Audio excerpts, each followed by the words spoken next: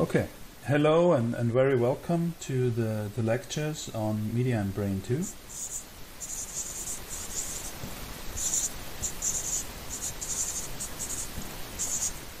In the summer term 2020. If you have not been listening in to the Media and Brain 1 lecture videos, due to the corona crisis we are forced to do everything distance-based, including the lecture part. So I recorded a number of videos on the essential topics for this course. Just to give you an idea of what is going to come in the event, it's going to be 6 videos, including this one. This is my my sheet of notes that I have for today. What are we going to do? Let's have a look at the table of contents. One thing that we have to deal with is semantics. As I told you in the pre-lecture meeting, we will have to focus this year in comparison to last year more on the meaning of symbols, in particular words, in the context of artificial consciousness. So the semantics block introduces a bit of what does meaning of symbols mean, what concepts do we have there. In particular, we will deal with so-called image theories and related work, and go again through the gate pattern, for example, for understanding of language. Good. The second topic will be on how do we actually store knowledge in the brain. We will deal a bit with norms and with concepts and with structures that are able to store something, memory patterns in particular. The third block then is an helper. We will give a very brief introduction into the area of deep learning, or more general, artificial neural networks. Since this is a requirement for the fourth block, which is on learning over time,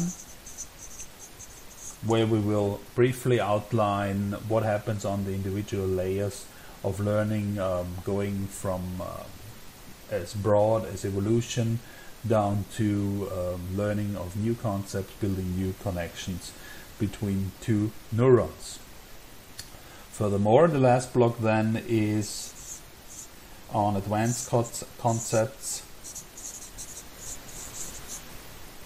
of artificial consciousness, things and ideas that we didn't touch in the first lecture in Media and Brain 1 because of limited time and the different focus. Media and Brain 1 is apparently more on the fundamentals of artificial consciousness, whereas in Media and Brain 2 we are dealing with the advanced concepts. That is also reflected in the seminar topics. If you already had a look in the Moodle forum, then you will see that the topics for Media and Brain for the seminar part are more basic, whereas those for Media and Brain 2 are more advanced. That means more speculative.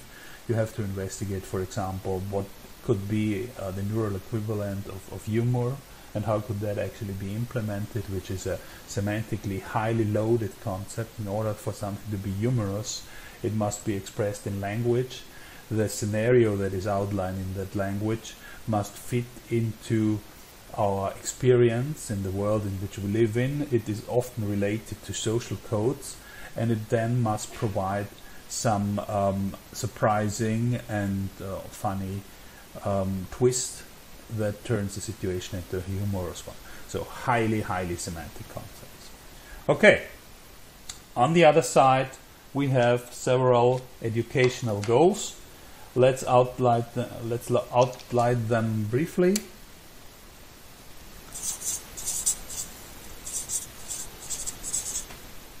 Well, our first goal apparently is understanding semantics.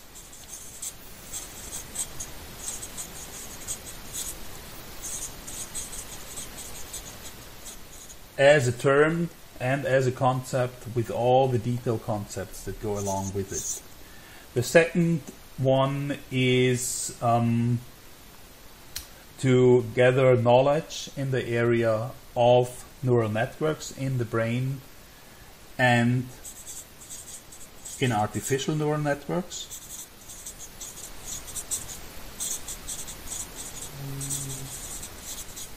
And the third topic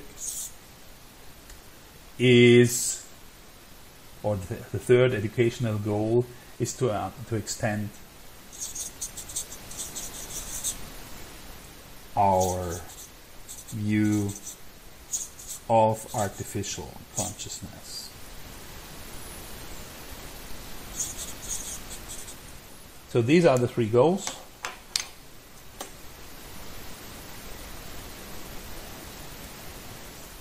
It is, as for Media and Brain 1, essentially to provide the knowledge that you need for doing your seminar task. What is your seminar task? As before, with Media and Brain 1, it is to do in pairs of two, provide a paper on the topic of your choice. In order for that, you have to register the topic in the Tubal forum. As I told you, please be a little bit patient and don't register before you haven't viewed the videos.